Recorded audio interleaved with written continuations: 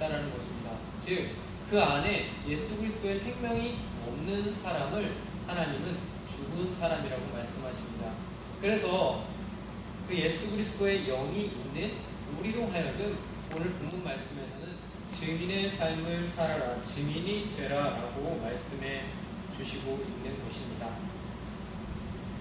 1장 1절부터 2절까지 보면 사도행전을 작성한 누가가 이제 누가복음에서 예수 그리스도께서 이 땅에 오신 것, 그리고 이 땅에서 병든 자를 고치고 죽은 자를 살리시고, 그리고 십자가에 못 박히시고 부활하신 것까지 누가복음서에서 기록했다라고 얘기하고 있습니다. 그 다음에 예수님께서 그럼 이 땅 가운데 오셔서 그렇게 일을 행하셨는데 이 다음엔 과연 어떻게 살아야 하느냐? 예수님께서 계실 때는 예수님을 따라서 살면 되겠지만 예수님이 안 계신 이 상황에서는 우리가 어떻게 살아야 되느냐를 사도행전에서는 처음으로 시작하고 있는 것입니다. 예수님께서 살아계실 때 예수님이 우리들에게 가르친 것은 1장 2절에 보시면 그가 택하신 사도들에게 성령으로 명하시고라고 되어 있습니다. 예수님께서 제자들을 가르치신 건 육신의 지혜와 육신의 생각이나 그러한 것들, 육신의 경험들을 가르치신 것이 아니라 성령으로 가르친 것들이라고 분명하게 나와 있습니다. 그리고 승천하신 날까지 일들을 기록하였노라. 예수님께서 그렇게 성령으로 말씀하시고 성령으로 하신 그 일들을 기록했다라고 누가가 얘기하고 있는 것이죠. 그리고 3절에 보시면 그가 고난 받으신 후에 또한 그들에게 확실한 많은 증거로 친히 살아계심을 나타내사 40일 동안 그들에게 보이시며 하느님 나라의 일을 말씀하시니라. 복음서에서 계속해서 예수님께서 강조하고 계신 것은 하늘나라의 일들입니다. 이 땅의 일들이 아니라 우리가 이 땅 생활을 마감한 후에 하나님 나라에 갈 것인데 하나님께서는 그 진짜의 삶, 하나님 나라의 삶에 대해서 계속해서 말씀하셨다라고 여기 분명하게 나와 있습니다. 그런데 우리의 생각과 우리의 판단은 그거에 하나님 나라에 집중되어 있지 않는데 동일하게 여기 제자들도 마찬가지였습니다. 1장 6절에 보시면 그들이 모였을 때 예수께 여쭈어 이르되 주께서 이스라엘 나라의 회복하심이 이때니까 하니 예수님께서 부활을 하셨습니다. 부활을 하시고 40일 동안 하나님 나라의 일에 대해서 가르치셨어요. 그래서 하나님 나라의 일에서 성령의 대로 가르치셨는데 제자들이 지금 하고 있는 얘기는 주께서 이스라엘 나라를 회복하심이 이때입니까? 라는 질문을 던지고 있는 거예요. 이들의 목표는 이스라엘 나라의 회복이었어요. 오랫동안 그 로마의 이제 헬라의 지배를 받고 여러 나라의 지배를 받고 지금 현재 로마의 지배를 받고 있는데 이들의 관심은 이스라엘 나라의 회복에 관심이 있었던 것이에요. 예수님께서 그렇게 죽으시고 부활하신 것을 직접 목도를 했으면서도 이 사람들이 추구하는 것은 하나님 나라의 일들을 궁금해하고 보는 것이 아니라 이 땅에서 이제 알겠습니다. 예수님 그렇게 예수님께서 역사하실 거 아는데 그럼 예수님 그럼 이 땅에서 어떻게 회복시키겠습니까? 땅에서의 회복을 관심을 갖고 제자들은 물어보는 거예요. 그랬더니 예수님께서 말씀하십니다. 이르시되 때와 시기는 아버지께서 자기의 권한에 두셨으니 너희가 알 바 아니야. 너희가 알고 싶어하는 이 땅에서의 뭔가 일이 벌어지고 너희들이 나라가 독립되고 너희들의 삶이 이렇게 되고 저렇게 되고 이렇게 되고 저렇게 되는 것이 너희는 알 바가 아니야.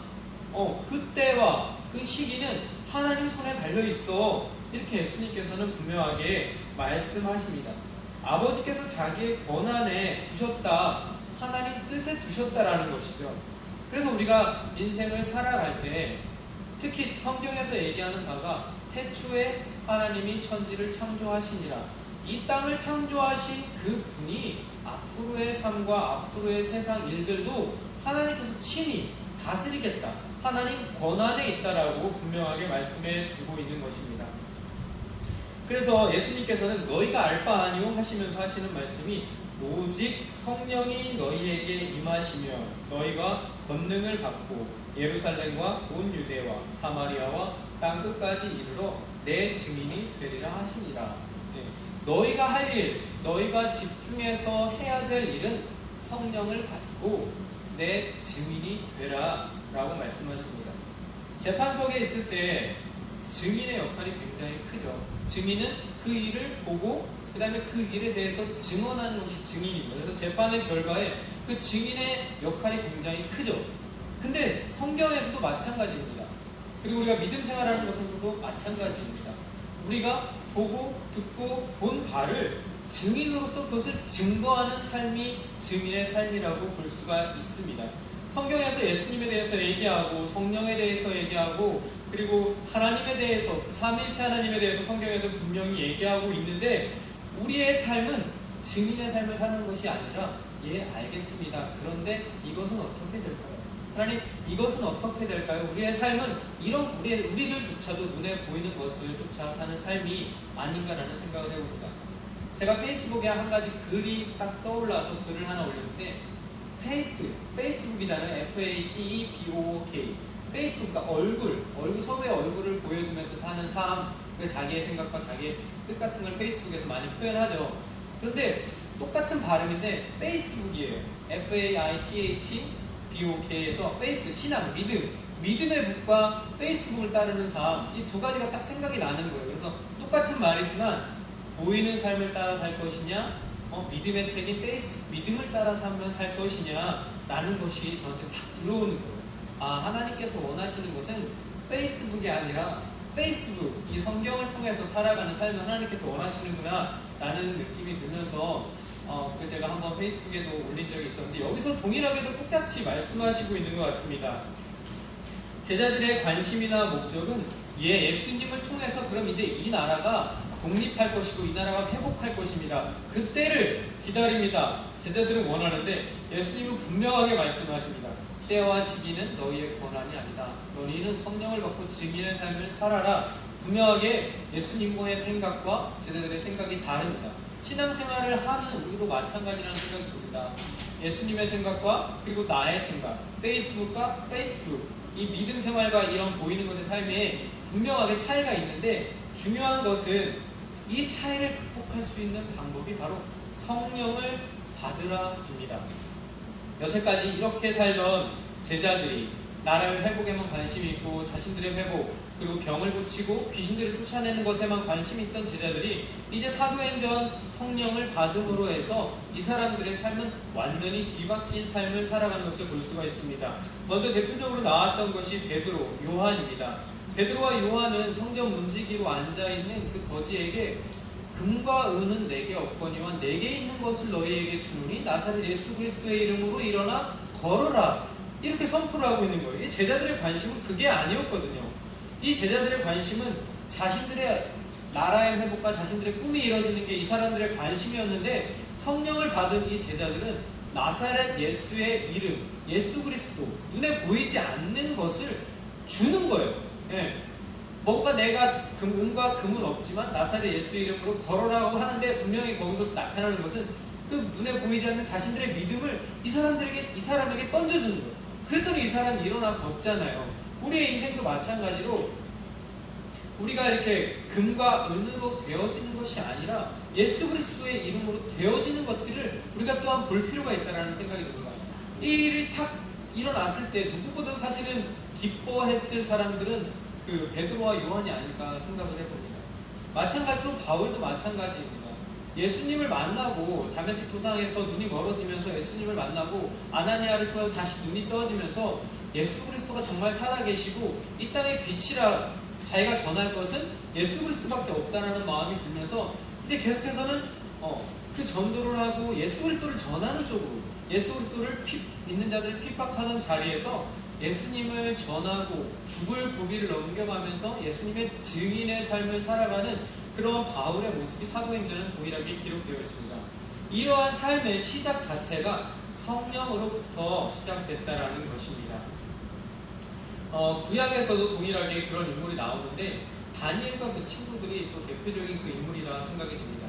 다니엘 같은 경우 사실 요시야 왕이 하나님의 성경책, 그 hilkiah가 하나님의 율법책을 발견합니다. 하나님의 율법책을 발견하고 나서 굉장하게 열심히 하나님의 율법을 가르칩니다. 하나님의 말씀을 가르치고 하나님의 말씀, 나라를 막 그 우상들을 파괴하고 엄청난 그 나라의 그 회복을 엄청나게 일으킵니다. 그런데 이상하게 도대체 말이 안 되게 요시야 왕이 그 애국가의 전투에서 화살에 맞아 그냥 어이없이 죽어버려요.